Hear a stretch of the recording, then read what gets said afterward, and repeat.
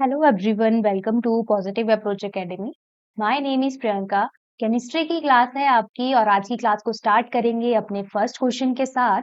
तो स्क्रीन पे आपका फर्स्ट क्वेश्चन है, which of the following molecules is not an exception to octet rule. इनमें से ऑक्टेट रूल की एक्सेप्शन कौन सी नहीं है? तो ऑप्शन ए है BF3, ऑप्शन बी है PF5, ऑप्शन सी है CO2, ऑप्शन डी है IF7। जिन एस्पायरेंट्स को आंसर पता है वो जल्दी से कमेंट कर दीजिए। बाकी मैं एक्सप्लेन करती हूँ कि एक्सेप्शन का क्या मतलब है। यहाँ पे ये ऑक्टेट रूल की एक्सेप्शन नहीं है। सबसे पहले तो आपको पता होना चाहिए कि ये ऑक्टेट रूल क्या है। ऑक्टेट रूल की बात करी तो जिसके पास 8 वैलेंस इलेक्ट्रॉन होंगे वो आपके ऑक्टेट रूल को फॉलो करते हैं और स्टेबल होते हैं, just like our noble gases. Noble gases के पास भी 8 इलेक्ट्रॉन होते हैं। तो कुछ मॉलिक्यूल भी होते हैं जो ऑक्टेट रूल को फॉलो करते हैं, ठीक है, और कुछ होते हैं जो नहीं करते हैं। हमें पूछा है नॉट एन एक्सेप्शन, मतलब जो ऑक्टेट रूल को फॉलो करता है। डायरेक्ट आंसर बताऊंगी और किस तरह से हमने आंसर निकाला वो भी बताऊंगी। तो ऑप्शन सी जो है इसमें करेक्ट आंसर है, CO2। CO2 ऑक्टेट रूल को फॉलो करता है। अब देखेंगे कैसे फॉलो करता है। देखो ये है CO2 का मॉलिक्यूल, कुछ इस तरीके से स्ट्रक्चर रहेगा। कार्बन के अगर हम देखें तो देखो ये इलेक्ट्रॉन मैं यहाँ शो कर रही हूँ डॉट सर्कल से छोटे छोटे। तो ये 4 इलेक्ट्रॉन कार्बन के, और ये जो ऑक्सीजन के दो दो हैं इनको भी हम काउंट करेंगे। तो यहाँ पे टोटल 8 इलेक्ट्रॉन हो गए। इसका मतलब ये ऑक्टेट रूल को फॉलो करता है। दैट्स वाई ऑप्शन सी हमारा करेक्ट आंसर है। ठीक है, लग गया पता किस तरीके से हमने इलेक्ट्रॉन चेक किए। सेम केस रहेगा बाकी के ऑप्शन में भी, तो एक एक करके उनको भी समझ लेंगे ताकि आपको ये क्वेश्चन पूरा का पूरा क्लियर हो जाए। तो BF3 की अगर बात करें तो देखो कुछ इस तरीके का स्ट्रक्चर रहेगा BF3 का। यहाँ पे बोरोन के पास हमें पता है 3 वैलेंस इलेक्ट्रॉन रहते हैं और 3 ही हम फ्लोरीन इसके साथ अटैच्ड हैं, तो एक एक इनका हो जाएगा। तो यहाँ पे टोटल इलेक्ट्रॉन हो गए 6। कितने हो गए? 6। तो ये ऑक्टेट रूल को ओबे नहीं करता है BF3 मॉलिक्यूल, ठीक है। ये एक एक्सेप्शन में आ जाएगा आपका ऑक्टेट रूल की। नेक्स्ट भी चेक कर लेते हैं PF5। चलिए आपके लिए क्वेश्चन है ये, जल्दी से PF5 में बताइए कितने इलेक्ट्रॉन है। टोटल इलेक्ट्रॉन बताने हैं आपने। क्या ये ऑक्टेट रूल को फॉलो कर रहा है या नहीं कर रहा है, आप ये बताएंगे। चलिए आपको थोड़ा सा टाइम भी मैं दूंगी ताकि आप सॉल्व करें इसको अपनी नोटबुक में और फिर मुझे आंसर बताइए।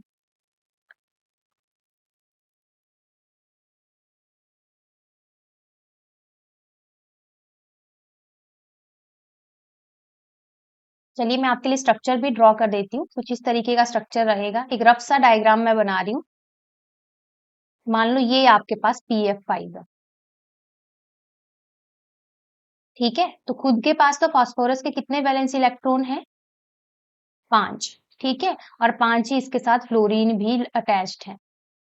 तो टोटल इलेक्ट्रॉन कितने हो गए? 10 इलेक्ट्रॉन। मतलब ऑक्टेट रूल को ये भी फॉलो नहीं कर रहा है, इसके पास भी ज्यादा इलेक्ट्रॉन है। BF3 के पास कम इलेक्ट्रॉन थे ऑक्टेट से, है ना। अब बचता है IF7, तो इसका भी आंसर बता दीजिए।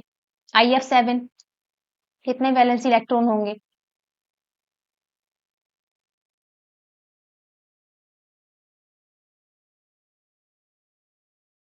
पहले तो स्ट्रक्चर ड्रॉ कर। देखो ये आयोडीन सेंट्रल एटम, इसके साथ कितने फ्लोरीन अटैच्ड हैं? 7।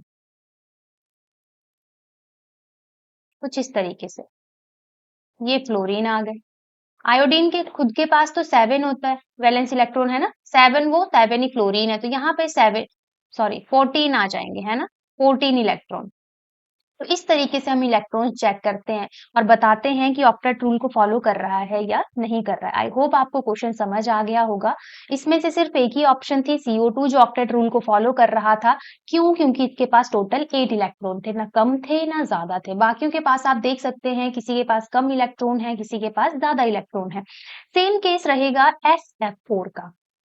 ये आपके लिए होमवर्क है, इसको अभी सॉल्व करिए और कमेंट कर दीजिए आंसर इसका। जो SF4 है, क्या ये ऑक्टेट रूल को फॉलो कर रहा है या नहीं कर रहा है? अगर और टोटल इलेक्ट्रॉन भी बताना, इलेक्ट्रॉन कितने हैं इस केस में, तभी तो आपको पता चलेगा ना कि ऑक्टेट रूल को फॉलो कर रहा है या नहीं। तो जल्दी से कमेंट कर दो SF4 का आंसर। बाकी ये क्वेश्चन इंपॉर्टेंट है, तो अगर समझ आ गया है सभी को तो बहुत अच्छी बात है, अदरवाइज फिर से वीडियो को देखिएगा, बाद में आपको क्लियर हो जाएगा हमने किस तरीके से ये क्वेश्चन सॉल्व किया। SF4 का आंसर तब तक आप कर दीजिए। नेक्स्ट क्वेश्चन पे चलेंगे हम। In case of alkali metals the covalent character decreases in the order. क्या ऑर्डर रहेगा डिक्रीजिंग कोवेलेंट कैरेक्टर का?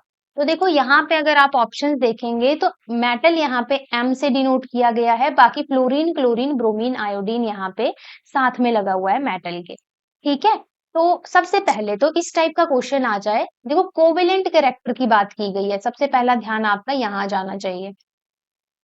कोवेलेंट कैरेक्टर की यहाँ बात की गई है। कोवेलेंट कैरेक्टर से रिलेटेड जब भी क्वेश्चन आए आपने फजन रूल याद कर लेना है। फजन रूल बहुत इंपॉर्टेंट रोल प्ले करता है फजन रूल। फजन रूल कहता क्या है? फजन रूल कहता है, एक सेकेंड, अगर हम फजन रूल की बात करें तो देखो कोवेलेंट कैरेक्टर डिटरमाइन करने में ये हेल्प करता है। कैसे? फजन रूल कहता है कि जो आपका कोवेलेंट कैरेक्टर है, according to Fuson rule, covalent character is directly proportional to size of anion and inversely proportional to size of cation। बस ये वाली स्टेटमेंट याद कर लो जो मैंने अभी बोली, यहीं से आपके मैक्सिमम क्वेश्चन सॉल्व हो जाएंगे जब आप इस टाइप का क्वेश्चन देखोगे। ठीक है, अकॉर्डिंग टू फजन रूल क्या होता है? Covalent character directly proportional to size of anion and inversely proportional to size of cation. Anion का साइज और कैटायन के साइज से ही हम कोवेलेंट कैरेक्टर बता सकते हैं। तो देखो ऑप्शन देख लीजिए, मेटल, आयोडीन, सॉरी बहुत दूर लिख दिया, यहाँ पे Mi, फिर आपका MBr, फिर आपका MCl और फिर है आपका MF। तो ये है मेटल और इसके साथ लगी है हेलोजन। ठीक है, कैटायन एनायन का तो आई थिंक आपको पता ही होगा, कैटायन आपके पॉजिटिव चार्ज वाले और एनायन आपके नेगेटिव चार्ज वाले। तो ये देखो M आपका पॉजिटिव चार्ज, I आपका नेगेटिव, तो ये कैटायन ये एनायन। अब इस केस में कैसे हम फजन रूल अप्लाई करेंगे? तो देखो सबसे पहले तो मेटल तो है कॉमन, सब में M लिखा हुआ है, मेटल तो हम चेक नहीं कर सकते हैं क्योंकि ये सेम ही है सभी में, तो इसमें हम डिफरेंस नहीं बता सकते। हम देखेंगे एनायन का साइज, और यहाँ पे आ जाओ, यहाँ पे क्या लिखवा है कि एनायन का साइज जितना बड़ा होगा उतना ज्यादा कोवेलेंट कैरेक्टर होगा। तो क्या ऑर्डर बन जाएगा? जहां पे साइज सबसे बड़ा वहां पे आपका कोवेलेंट कैरेक्टर सबसे बड़ा, तो इसका ऑर्डर बन जाएगा Mi का सबसे ज्यादा कोवेलेंट कैरेक्टर, फिर MBr का, फिर MCl का एंड देन आपका MF का। क्लियर हुआ सभी को क्वेश्चन कोवेलेंट कैरेक्टर कैसे बताना है? देखो आपने फजन रूल याद रखना है जिसमें कहा गया है कि जो कोवेलेंट कैरेक्टर है वो directly proportional to size of anion and inversely proportional to size of cation. यहाँ तक क्लियर सभी को? अब देखो क्वेश्चन पे आए अगर हम, तो यहाँ पे कैटायन सब में सेम था, दैट्स वाई हमने कैटायन वाला फंडा नहीं लगाया, यहाँ पे हमने देखा एनायन का साइज। और सेम केस हो सकता है आपको एनायन सिमिलर हो, आपको कैटायन डिफरेंट हो, तो वहां पे आपने ध्यान देना है, वो आपने किस बेसिस पे आंसर करना है। सभी को क्लियर है क्वेश्चन? चलें अपने नेक्स्ट क्वेश्चन पे। चलिए तो नेक्स्ट क्वेश्चन पे चलेंगे। विच of the following has maximum covalent character? तो चलिए ये तो सेम क्वेश्चन आ गया और आप बताएंगे इसका आंसर अभी मुझे, ये आपके लिए होमवर्क क्वेश्चन है।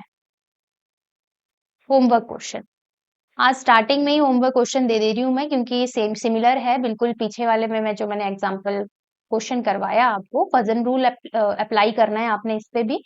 तो मैक्सिमम कोवेलेंट कैरेक्टर पूछा है, ऑप्शन ए है LiI, बी है LiF, सी है LiCl, डी है LiBr।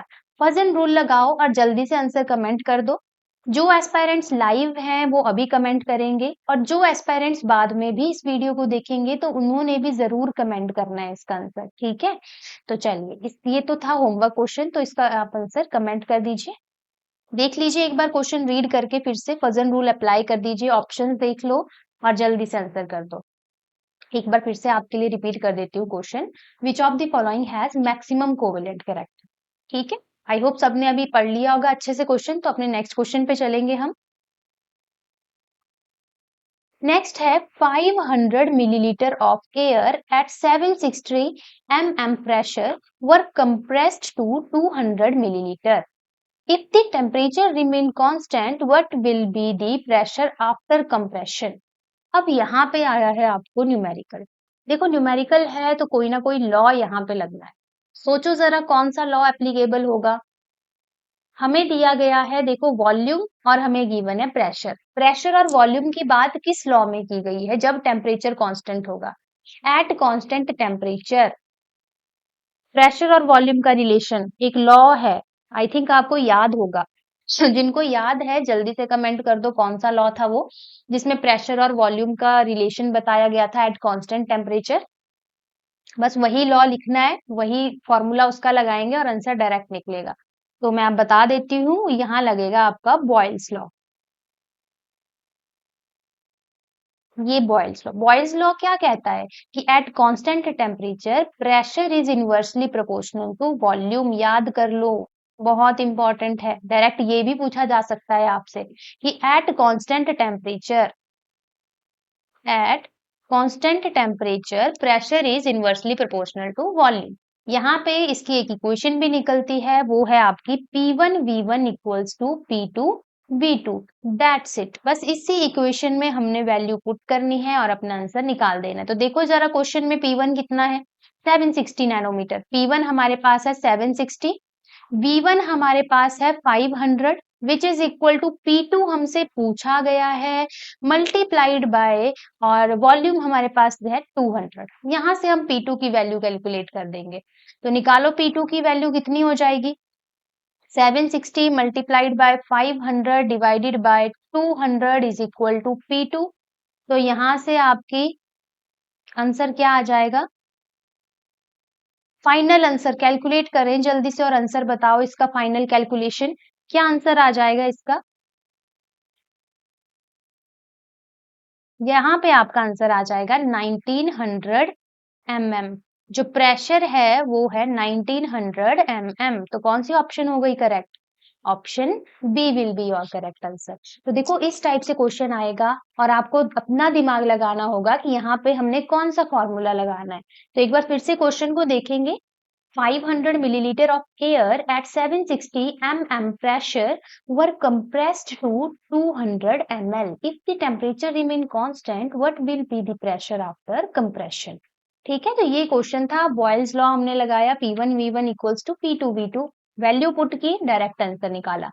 बॉयल्स लॉ के अलावा एक और लॉ है जिसका नाम है चार्ल्स लॉ। पढ़ा होगा आपने ये भी। तो जल्दी से बता दो चार्ल्स लॉ क्या कहता है। ये आपके लिए क्वेश्चन है अभी का, ठीक है? कमेंट कर दो चार्ल्स लॉ क्या कहता है। जैसे बॉयल्स लॉ कहता है कि pressure inversely proportional to volume है एट कांस्टेंट टेम्परेचर, वैसे ही चार्ल्स लॉ क्या कहता है? करो कमेंट जल्दी से आंसर। जितने भी एस्पायरेंट लाइव होते हैं कोशिश करा करें कि हर एस्पायरेंट कमेंट करे। कमेंट करने से होता क्या है कि आपको चीजें ज्यादा याद रहती हैं, ठीक है? और खुद भी पता चल जाता है कि हमें क्वेश्चन आता है कि नहीं आता है। तो फायदा ही रहता है आपका कमेंट करने पर, और हमें भी मोटिवेटेड फील होता है। अगर आप कमेंट करते हैं तो हमें भी अच्छा लगता है। तो बताइए चार्ल्स लॉ की, बताइए जल्दी से क्या कहता है आपका चार्ल्स लॉ। चलिए तब तक नेक्स्ट क्वेश्चन पढ़ेंगे और मैं इसका आंसर थोड़ी देर में आपको बताऊंगी। पहले आपके आंसर आने देती हूँ, फिर हम इसका आंसर देखेंगे फिर से। चलो तो नेक्स्ट क्वेश्चन देखते हैं।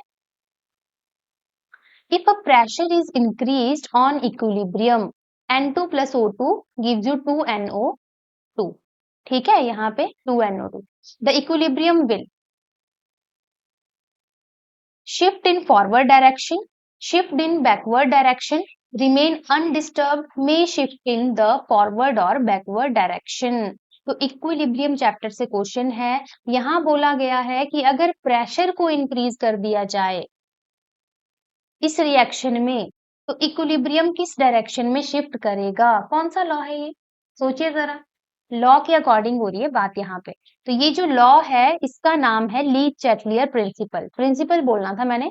तो ली चैटलियर प्रिंसिपल, आई होप आपको सबको पता ही होगा ली चैटलियर प्रिंसिपल के बारे में। बहुत ही इंपॉर्टेंट प्रिंसिपल है। तीन चीजों की इसमें बात की गई है। एक तो प्रेशर की बात की गई है, दूसरी कंसंट्रेशन की बात की गई है, तीसरा टेम्परेचर की बात की गई है। और इन तीनों बेसिस पे ही क्वेश्चन बनते हैं एग्जाम के लिए। तो यहाँ पे देखो क्वेश्चन में हमें पूछा है इफ प्रेशर इज इंक्रीज, हमें बोला है कि अगर हम प्रेशर को इंक्रीज करते हैं तो इक्विलिब्रियम किस डायरेक्शन में शिफ्ट करेगा। तो देखो इसके लिए आपने चीजें याद रखनी है कि according to Le Chatelier principle अगर प्रेशर इंक्रीज कर दिया जाए तो इक्विलिब्रियम, यहाँ पे मैं EQ लिख रही हूँ इक्विलिब्रियम को, तो इक्विलिब्रियम शिफ्ट हो जाएगा उस डायरेक्शन में जहां पे नंबर ऑफ मोल कम होंगे, लेस नंबर ऑफ मोल की साइड। ठीक है, अगर उल्टा कर दे, अगर प्रेशर को कर दिया जाए डिक्रीज तो इक्विलिब्रियम शिफ्ट हो जाएगा मोर नंबर ऑफ मोल की साइड, जिस साइड मोर नंबर ऑफ मोल रहेंगे। ये है आपका प्रेशर से रिलेटेड ली चैटलियर प्रिंसिपल। ये कहता है आपका ली चैटलियर प्रिंसिपल कि अगर प्रेशर इंक्रीज करें तो लेसर नंबर ऑफ मोल की साइड इक्विलिब्रियम शिफ्ट हो जाएगा, अगर प्रेशर डिक्रीज करें तो मोर नंबर ऑफ मोल की साइड जो है इक्विलिब्रियम शिफ्ट हो जाएगा। अब रिएक्शन देख लो, N2 plus O2 reversible reaction है और यहाँ बन रहा है 2NO2। नंबर ऑफ मोल किस साइड कम है, देखो रिएक्टेंट की साइड देखो सबसे पहले, नंबर ऑफ मोल यानी कि N, N यहाँ पे एक दो, दो है और यहाँ पे भी N कितना है, दो ही है। इसका मतलब है नंबर ऑफ मोल तो दोनों साइड सेम होते, सेम है इसमें। अगर कम ज्यादा होते तब हम शिफ्ट करा सकते थे, तब शिफ्ट होना था आपका इक्विलिब्रियम। यहाँ पे कोई चेंज नहीं आएगा क्योंकि नंबर ऑफ मोल सेम है। दैट्स वाई यहाँ पे जो करेक्ट ऑप्शन रहेगी option C, remain undisturbed. Question clear हुआ सभी को? यस और नो करके बता देना है आपने। देखो क्वेश्चन में बोला था if pressure is increased on the equilibrium will shift in forward direction, shift in backward direction, remain undisturbed, may shift in forward और backward direction। तो हमने देखा कि नंबर ऑफ मोल तो प्रोडक्ट और रिएक्टेंट की साइड सेम ही है ना, सेम है। दैट्स वाई यहाँ पे कोई चेंज नहीं आएगा, ऐसा ही रहेगा ये। मान लो अगर रिएक्टेंट के नंबर ऑफ मोल ज्यादा होते तो क्या होता, तो लेसर नंबर की तरफ शिफ्ट कर जाता, मतलब फॉरवर्ड डायरेक्शन में शिफ्ट कर जाना था। ठीक है, अगर प्रेशर ज्यादा होता रिएक्टेंट का तो प्रोडक्ट की फॉर्मेशन ज्यादा हो जानी थी, मतलब फॉरवर्ड डायरेक्शन में शिफ्ट हो जाना था। तो इस तरीके से आपने आंसर करने हैं ये क्वेश्चन। जैसे कि मैंने अभी कहा कि यहाँ पे ली चैटलियर प्रिंसिपल में प्रेशर, कंसंट्रेशन, टेम्परेचर की बात की गई है। देखो तो अभी आपके लिए क्वेश्चन है कि अगर कंसंट्रेशन ऑफ रिएक्टेंट इंक्रीज कर दी जाए, इसको कर दिया हमने इंक्रीज, तो किस डायरेक्शन में रिएक्शन इक्विलिब्रियम शिफ्ट करेगा, फॉरवर्ड में या फिर बैकवर्ड डायरेक्शन में? ये क्वेश्चन है आपके लिए, करिए आंसर। जिनको ली चैटलियर प्रिंसिपल अच्छे से आता है वो बता दीजिए। कंसंट्रेशन ऑफ रिएक्टेंट अगर हम इंक्रीज कर दें तो रिएक्शन फॉरवर्ड डायरेक्शन में जाएगा या बैकवर्ड डायरेक्शन में? आंसर करिए, तब तक मैं आपको पिछले क्वेश्चन का आंसर बता देती हूँ। चार्ल्स लॉ, चार्ल्स लॉ की हमने अभी बात की थी तो आई थिंक आपके आंसर आ चुके हैं। तो चार्ल्स लॉ कहता है वॉल्यूम जो है वो डायरेक्टली प्रोपोर्शनल टू टेम्परेचर होता है, volume directly proportional to temperature at constant pressure. ये है आपका चार्ल्स लॉ। ठीक है, एक बार फिर से देख लो। चार्ल्स लॉ कहता है volume directly proportional to temperature और बॉयल्स लॉ कहता है pressure inversely proportional to volume. और यहाँ पे भी आपने अब आंसर करना है कंसंट्रेशन ऑफ रिएक्टेंट अगर इंक्रीज कर दी जाए तो इक्विलिब्रियम फॉरवर्ड डायरेक्शन में जाएगा या बैकवर्ड डायरेक्शन। ठीक है, चलो नेक्स्ट क्वेश्चन पे चलेंगे। The rate constant for forward and backward direction of hydrolysis of ester are 1.1 into 10 की पावर -2, 1.5 into 10 की पावर -3 पर minute respectively. Equilibrium constant for the reaction is, तो यहाँ पे हमसे इक्विलिब्रियम कांस्टेंट पूछा गया है और रेट कांस्टेंट फॉरवर्ड और बैकवर्ड डायरेक्शन के हमें गिवन है। तो डायरेक्ट फॉर्मूला यहाँ पे हम लगाएंगे, इक्विलिब्रियम कांस्टेंट को Kc से डिनोट किया जाता है और इसको कैलकुलेट करने के लिए फॉर्मूला रहता है Kf अपॉन Kb। Kf और Kb यहाँ पे रेट कांस्टेंट है फॉरवर्ड और बैकवर्ड डायरेक्शन के। तो चलिए डायरेक्ट वैल्यू पुट करिए और कैलकुलेट करके मुझे आंसर बताइए।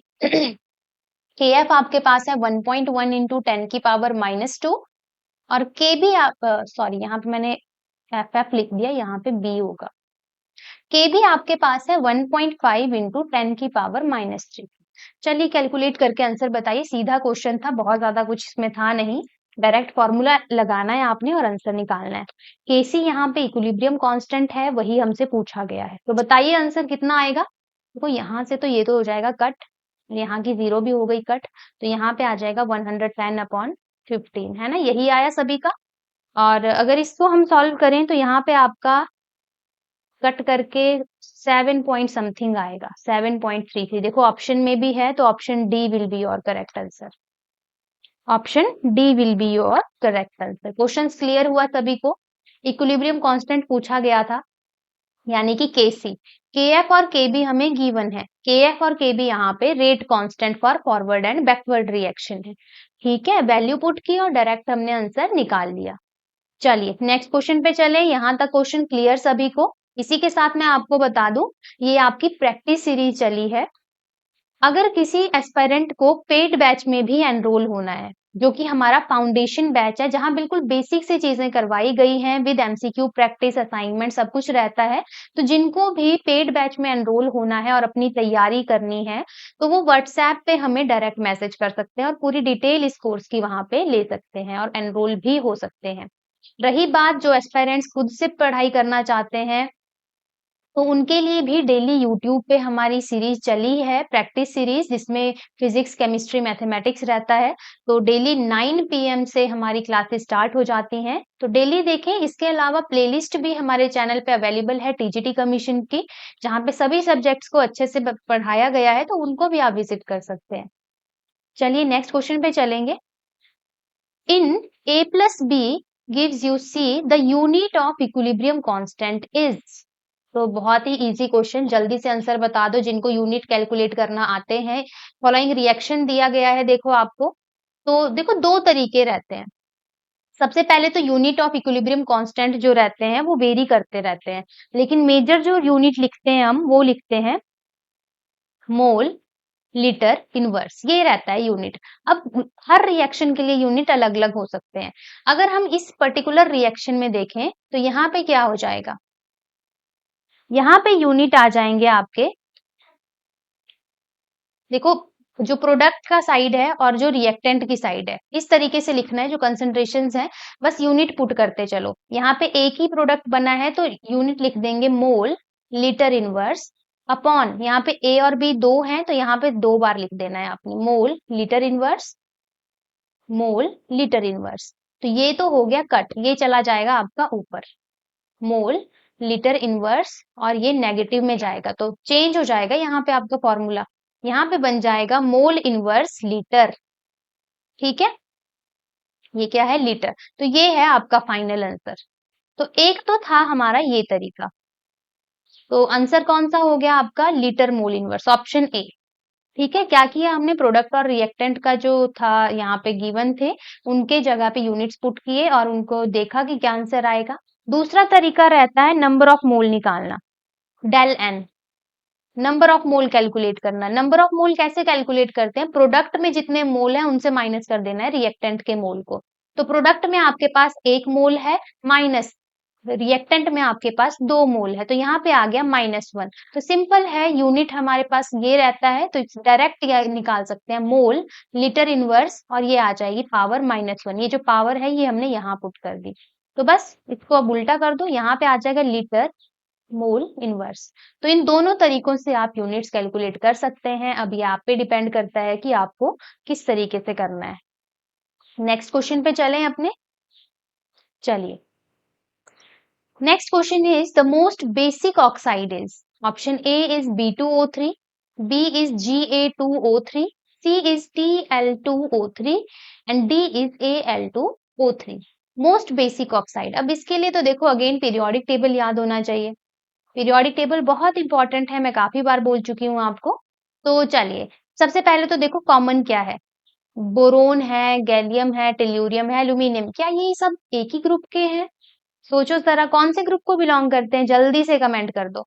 ये जो आपका बोरोन है, एल्यूमिनियम है, गैलियम है, टेल्यूरियम है, जल्दी से मुझे बता दो कौन से ग्रुप को ये बिलोंग करते हैं, विच ग्रुप। ठीक है, ये तो यहाँ पे आपको समझ आ ही गया होगा, हिंट तो आपको मिल ही गई कि ये सब सेम ग्रुप के हैं, है ना, सेम ही ग्रुप के हैं, दैट्स व्हाई मैंने पूछा कि कौन से ग्रुप को बिलोंग करते हैं। अब आ जाओ, बेसिक ऑक्साइड पूछा था, मतलब बेसिसिटी पूछी गई है, तब तक आप आंसर करिए ग्रुप कौन सा है इनका, कौन से बोरोन फैमिली है। देखो बोरोन किस ग्रुप को बिलोंग करता है, बेसिसिटी की अगर हम बात करें तो बेसिसिटी हमें चेक करनी है अब ग्रुप में, और बेसिसिटी ग्रुप में इंक्रीज करती है या डिक्रीज करती है, जल्दी से सोचिए और आंसर करिए। बेसिसिटी ग्रुप में इंक्रीज करती है या डिक्रीज करती है, मतलब बेसिक कैरेक्टर जो रहेगा वो डाउन द ग्रुप इंक्रीज करेगा या डिक्रीज करेगा। चलिए ग्रुप तो बता दो जल्दी से, कौन से ग्रुप को बिलोंग करते हैं ये जो चार एलिमेंट यहाँ पे हैं ये बिलोंग करते हैं बोरोन फैमिली को, है ना। और बोरोन कौन से ग्रुप का होता है, करो आंसर जल्दी से सभी एस्पायरेंट्स, कौन से ग्रुप को बिलोंग करता है बोरोन, क्या ग्रुप 13 को बिलोंग करता है, बिल्कुल ठीक, ग्रुप 13 को बिलोंग करता है। चलो ये तो पता चल गया। अब basicity down the group increase करती है या डिक्रीज करती है, इंक्रीज करती है, बेसिक कैरेक्टर इंक्रीज करता है। तो ये डाउन द ग्रुप देखो सबसे ज्यादा बेसिक कैरेक्टर किसका होगा, अब तो आपको पता चल गया आंसर, तो आंसर भी कमेंट करो। बताओ option A B C D में से कौन करेक्ट आंसर होगा, B2O3, Ga2O3, Tl2O3 या Al2O3। बिल्कुल ठीक, ऑप्शन सी हमारा Tl2O3। तो देखो बिल्कुल बेसिक क्वेश्चन है ना, बहुत इजी क्वेश्चन था। डायरेक्ट आपने ये देखना था कि basicity down the group increase कर रही है या डिक्रीज कर रही है। चलिए एक क्वेश्चन मैं आपसे पूछती हूँ, जो बेस होते हैं आपके वो इलेक्ट्रॉन डोनर होते हैं या फिर इलेक्ट्रॉन एक्सेप्टर होते हैं, ये क्वेश्चन है अभी आपके लिए। बेस आपके लिए इलेक्ट्रॉन डोनर है या इलेक्ट्रॉन एक्सेप्टर है, करिए कमेंट इसका आंसर भी, फिर नेक्स्ट क्वेश्चन पे चलेंगे हम।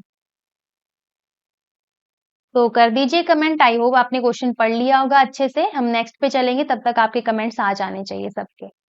चलिए नेक्स्ट क्वेश्चन आईयूपीएससी नेमिंग से, बहुत इंपॉर्टेंट रहती है आईयूपीएससी नेमिंग, इसीलिए रोज मैं एक क्वेश्चन आपको आईयूपीएससी नेमिंग का भी लेकर आती हूँ ताकि प्रैक्टिस होती रहे। IUPAC name of the structural formula, sorry IUPAC name for the structural formula निकालो। आईयूपीएससी नेम बताना है आपने, आप ही करेंगे इसको भी, पहले आंसर कर दो फिर मैं बताती हूँ क्या आंसर होगा, देख लो अच्छे से।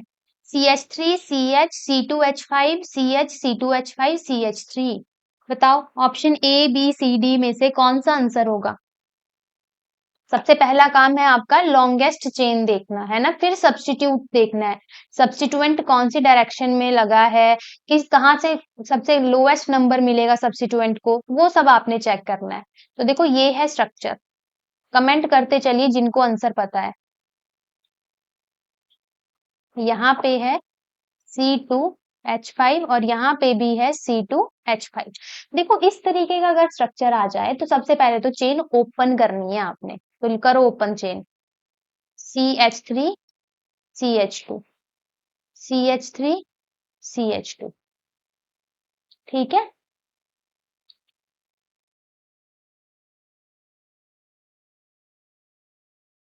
ठीक है इस तरीके से। अब लॉन्गेस्ट चेन, यूं तो मुझे लगता है मैक्सिमम एस्पायरेंट सोच रहे होंगे कि ये है लॉन्गेस्ट चेन, पर वो गलत है। लॉन्गेस्ट चेन यहाँ पे देखी जाए अब हमारे पास बन गई है ये वाली, ये है आपके पास लॉन्गेस्ट चेन। सिमिलरली आप इस डायरेक्शन से भी ले सकते थे ये वाली, ठीक है हमने इससे ले ली।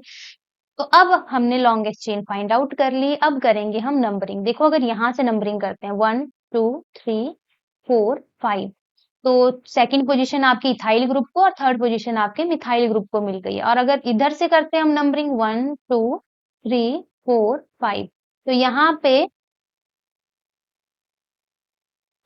Third position 1 2 3, third position methyl को और फोर्थ पोजीशन मिल जाती इथाइल को, तो ये थोड़ा गलत हो जाना था, जो हमने पहले नंबरिंग की है वो बिल्कुल ठीक है। तो यहाँ पे आपके पास बनेगा ये 2 ethyl 3 methyl propane, sorry pentane, 5 carbon है ना, 5 कार्बन चेन है, दैट्स वाई सभी का यही आंसर आया है। देखो जरा, करो मैच आंसर, सबका यही आया। और जिन एस्पेरेंट्स का गलत भी होगा वो भी ध्यान दे दें कि सबसे पहले चेन ओपन करनी है फिर लॉन्गेस्ट चेन देखनी है, अगर इस तरह का स्ट्रक्चर देखने को मिलता है। तो करेक्ट आंसर इसका हो जाएगा option C 2 ethyl 3 methyl pentane. Question clear हुआ सभी को, आईयूपीएससी नेमिंग का कुछ नहीं था, बस आपने लॉन्गेस्ट चेन निकालनी है और सब्स्टिट्यूएंट की पोजीशन देखनी है। एक हमारे पास ये सब्स्टिट्यूएंट था, एक हमारे पास ये सब्स्टिट्यूएंट था, ठीक है। चले नेक्स्ट क्वेश्चन पे। चलो नेक्स्ट क्वेश्चन पे जाने से पहले यहाँ पे एक और क्वेश्चन आपके लिए, ये भी काफी इंपॉर्टेंट क्वेश्चन है आपके लिए, होमवर्क क्वेश्चन समझ लीजिए, अभी करना है आपने कमेंट। नियोपेंटेन, सबने सुना है नाम नियोपेंटेन का? आईयूपीएसी नेम बताओ नियोपेंटेन का। IUPAC name of neopentane. इस तरीके से भी क्वेश्चन आ सकता है, जरूरी नहीं है आपको स्ट्रक्चर हमेशा ही गिवन होगा, तो आपको जो नॉर्मल कॉमन नेम रहते हैं वो सारे याद होने चाहिए। चलिए आंसर करिए नियोपेंटेन का आईयूपीएसी नेम, तब तक हम चलेंगे नेक्स्ट क्वेश्चन पे।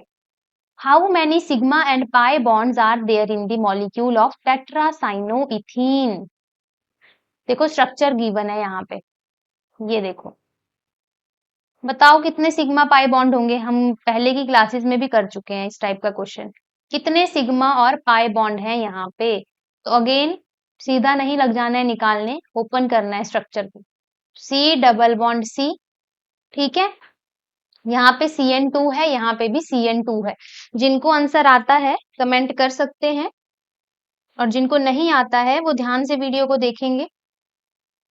तो देखो स्ट्रक्चर ओपन करेंगे सबसे पहले, तो CN ट्वाइस दोनों साइड लगा है, तो ये रहा आपका CN, यहाँ पे एक CN हमने यहाँ पे कर दिया, और CN के बीच में होते हैं 3 बॉन्ड, ट्रिपल बॉन्ड।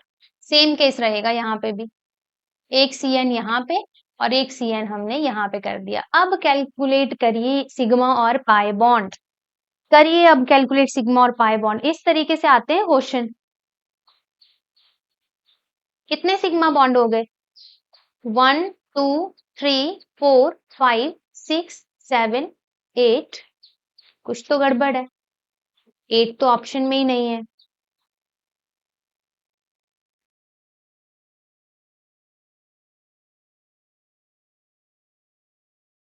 करिए करिए, चलिए आप आंसर करिए तब तक।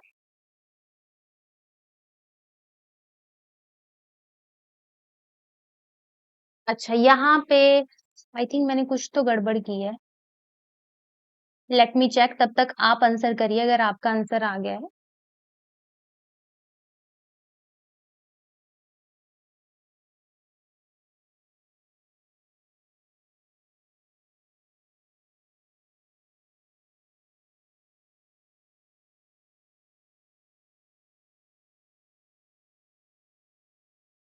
एक दो तीन चार पाँच छह सात आठ नौ, देखो 9 ही सिग्मा है, सिग्मा बॉन्ड यहाँ पे 9 ही है। देखो सिंगल बॉन्ड हमेशा सिग्मा होता है, डबल बॉन्ड में एक सिग्मा और दूसरा पाई बॉन्ड होता है, और ट्रिपल बॉन्ड में एक सिग्मा और दो जो हैं पाई बॉन्ड रहते हैं, ठीक है। तो 9 सिग्मा बॉन्ड, अगर पाई बॉन्ड देखे जाए तो यहाँ पे ट्रिपल बॉन्ड में 2 पाई बॉन्ड, 2 यहाँ के और यहाँ पे एक, देखो एक यहाँ पे, 2 यहाँ के और 2 यहाँ के, तो ये भी कितने हो गए? 9 पाई बॉन्ड और 9 सिग्मा बॉन्ड हो गए।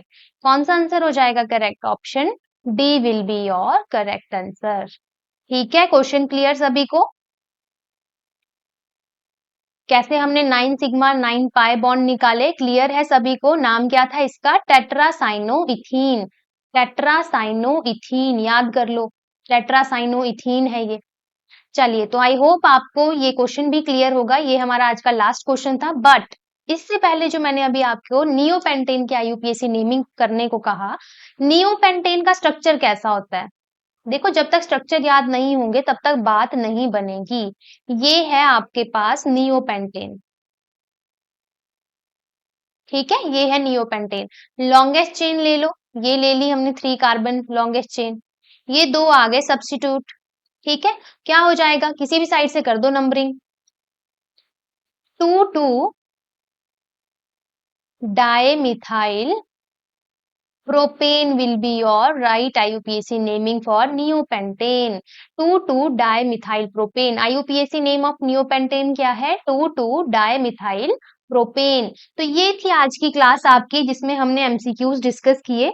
कुछ आपके लिए इजी भी थे, कुछ आपके लिए थोड़े टफ भी थे। आई होप आपको सारे समझ आए होंगे।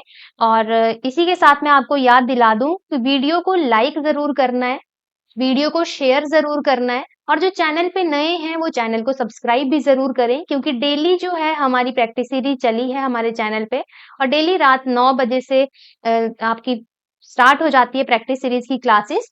तो जरूर विजिट करें, बने रहें हमारे साथ। आज की क्लास में हम इतना ही करेंगे, मिलेंगे अपनी नेक्स्ट क्लास में। धन्यवाद।